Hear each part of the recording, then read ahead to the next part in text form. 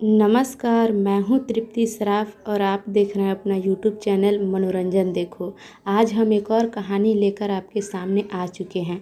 कहानी का नाम है अपनी सौतन के लिए। यह कहानी सुन के आपका दिल भी कांप उठेगा। क्या ऐसा भी होता है क्या? तो चलिए कहानी को हम लोग शुरू कर लेते हैं। सुबह जब मेरी आंखें खुली तो नीरज जा चुका था। टेबल पर मेरे पर्स से दबा हुआ एक कागज़ फड़फड़ा रहा था, जिस पर सिर्फ एक शब्द लिखा था, सॉरी।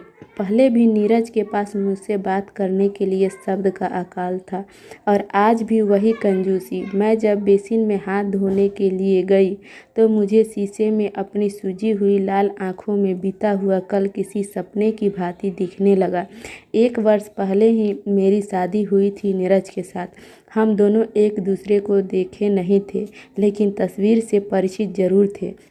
नीरज और मेरे माता पिता ने मिलकर यह रिश्ता तय किया था। मैं एक साधारण नैन नक्श की सांवली सी लड़की थी। मेरे लिए तो नीरज किसी सपनों के राजकुमार से कम नहीं था। नीरज के बिना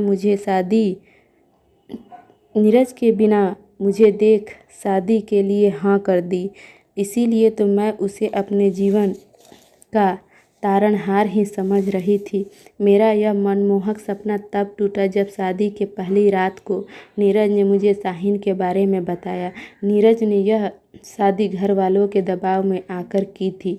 वह तो सिर्फ शाहीन से ही प्यार करता था और उसी से शादी करना चाहता था। शाहीन नीरज के दफ्तर में काम करती थी और एक अनाथ लड़की थी। घर वाले इस अंतर्जातीय विवाह के सख्त खिलाफ थे। नीरज के माता पिता ने अपनी जान की धमकी देकर नीरज को यह विवाह करने पर मजबूर कर दिया था। मगर प्यार तो वह बंधन है जिसे जितना तोड़ने की कोशिश करो वह उतना ही मजबूत होता जाता है। पहली ही रात को मेरे सपनों का महल ताश के पत्तों की भांति बिखर गया। सारी रात सिसकती रही। सोचा था सुबह होते ही अपने मायके चली जाऊंगी, फिर कभी लौटकर इस घर में नहीं आऊंगी। लेकिन सुबह की पहली किरण ने जब मेरी दिमाग की नसों को झकझोरा तो पहली बार मुझे अपने औरत होने का अफसोस हुआ। विवाह की जो बेड़ियां मेरे पैरों में पड़ चुकी थी, उन्हें तोड़ना तो अब मेरे बस में नहीं था। अपने माता पिता की 4 बेटियों में मैं दूसरी बेटी थी। दीदी के शादी के बाद पापा अभी संभले भी नहीं थे कि मेरी शादी के खर्च ने उनके कमर तोड़ दी थी। अभी तो 2 बहनें और भी हैं। अगर मैं ही मायके में जा बैठ गई तो मेरे माता पिता का क्या होगा? कर्ज का बोझ तो इंसान जैसे तैसे सह लेगा, परंतु शादीशुदा बेटी का बोझ कोई नहीं सह पाएगा। फिर मधु व कनक का क्या होगा? कैसे होगी उनकी शादी? नहीं नहीं, मैं ऐसा नहीं कर सकती। मुझे अपने जीवन की कड़वी सच्चाई को स्वीकारना ही होगा। यही सब सोचकर मैं अपने सारे जज्बातों को दफन कर दिया और सिर्फ कर्तव्य की जिंदा लाश बनकर जीवित रहने का अभिनव करने लगी। 2 अजनबी दुनिया की नज़रों में पति पत्नी का किरदार निभाने लगे। अब तक नीरज मेरी मजबूरी भाप चुका था। मेरी आड़ में नीरज शाहीन के और भी करीब आ गया था। छुट्टी के दिन घर से हम दोनों एक साथ घूमने निकलते थे, मगर मुझे मेरे मायके छोड़कर वह शाहीन के साथ चला जाता था। शाम को फिर हम दोनों एक साथ घर पहुंचते थे। मैं एक कठपुतली की भांति नीरज के हर इशारे पर नाचती थी। शायद भारतीय संस्कारों का असर था मुझ में, जहाँ स्त्री को जन्म से ही पत्नी धर्म सिखाया जाता है। यह असुरक्षा का एक डर था जो नीरज से दूर होने पर मुझे मिलता। ऐसा नहीं था कि घर के लोग हमारे बीच की दूरी को समझ नहीं रहे थे, मगर पति पत्नी के बीच की बात कहकर किसी ने भी इसमें खलल डालने की कोशिश नहीं की। शाहीन के और करीब जाने के लिए नीरज ने अपनी कंपनी की कनाडा वाली ब्रांच में जाने के लिए अप्लाई कर दिया और अगले ही महीने उनका प्रस्ताव भी स्वीकार कर लिया गया। कनाडा जाने से पहले ही नीरज ने मुझे बता दिया था कि वह केवल शाहीन के साथ रहने के लिए ही कनाडा जा रहा है। नीरज ने मुझसे कहा था कि अगर तुम चाहो तो मुझसे तलाक लेकर इस अनचाहे बंधन से मुक्त हो सकती हो, और तुम चाहो तो कनाडा भी चल सकती हो। मुझे कोई ऐतराज़ नहीं है। वहाँ मैं तुम्हारे खाने पीने का पूरा खर्चा दूंगा, लेकिन एक पत्नी का स्थान मैं कभी नहीं दे पाऊंगा। मैं कैसे बताती नीरज को कि मुझे मुक्ति या रुपया नहीं चाहिए, मुझे तो सिर्फ उनका प्यार और अधिकार चाहिए। एक जानवर भी प्यार का भूखा होता है। मैं फिर भी एक इंसान थी, मगर कहती भी तो किससे। अपनी बात कहकर नीरज तो कब का जा चुका था। कुछ ही हफ्तों में विदेश जाने की सारी कागजाती कार्रवाई समाप्त हो गई और कनाडा जाने का दिन भी नज़दीक आ गया था। एयरपोर्ट पर जब मम्मी ने मुझे पुत्रवधू होने का आशीर्वाद दिया तो मैं फपक कर रो पड़ी। काश कि मैं उनको बता पाती कि मैं जहाँ जा रही हूँ वहाँ कोई मेरा अपना नहीं है, पति का साथ भी यहीं तक है। कनाडा हवाई अड्डा पर जब हम उतरे तो शाहीन वहाँ पर खड़ी थी। नीरज ने शायद शाहीन को पहले ही भेज दिया था। उसने मुझे देखकर अजीब सा मुंह बनाया। मेरे हेलो का भी जवाब नहीं दिया उसने। टैक्सी में बैठने के बाद नीरज ने मुझे बताया कि शाहीन 3 दिन पहले ही यहाँ आ चुकी थी। शाहीन और नीरज दोनों को ऑफिस की तरफ से एक फ्लैट मिला है तथा नीरज ने अपने फ्लैट में मुझे पहुंचा दिया और वह खुद अपना सामान लेकर शाहीन के फ्लैट में चला गया।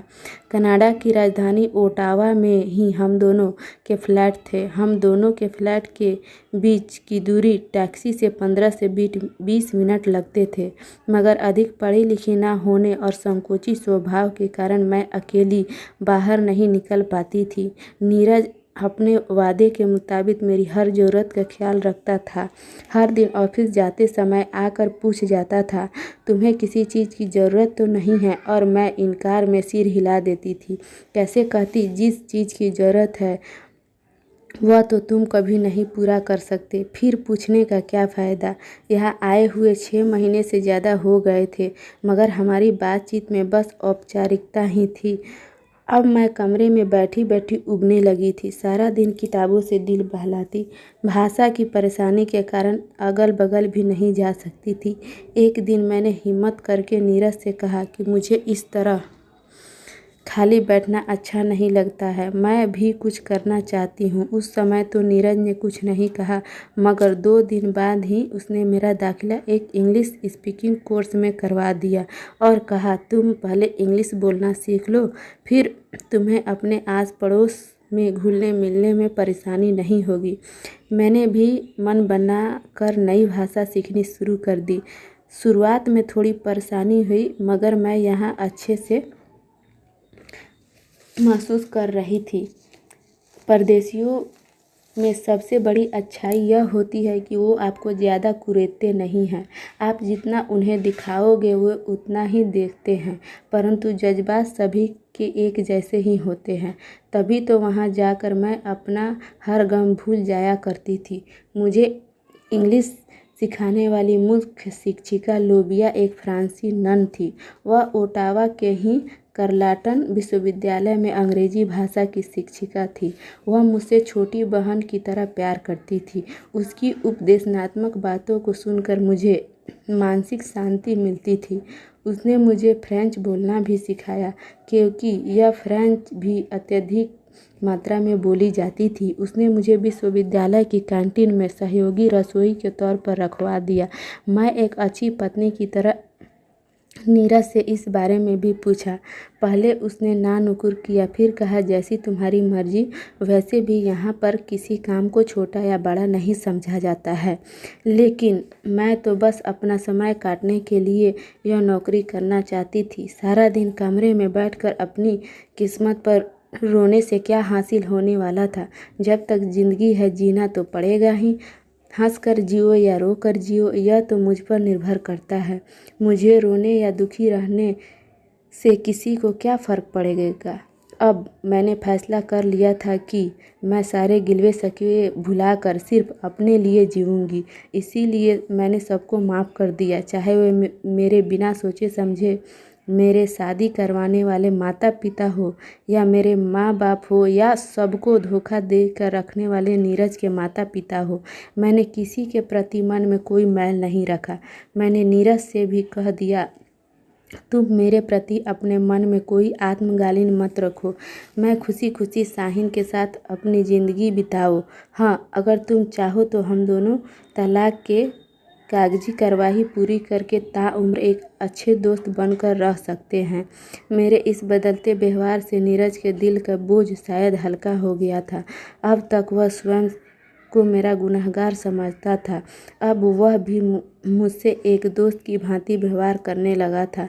सिर्फ शाहीन की आंखों में मेरे प्रति हमेशा आक्रोश ही झलकता देखा था मैंने।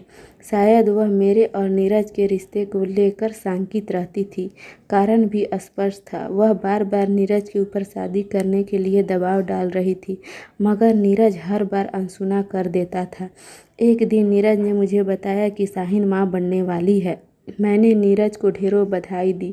उस दिन मैं सचमुच बहुत खुश थी, लेकिन नीरज का चेहरा भाव शून्य ही बना हुआ था।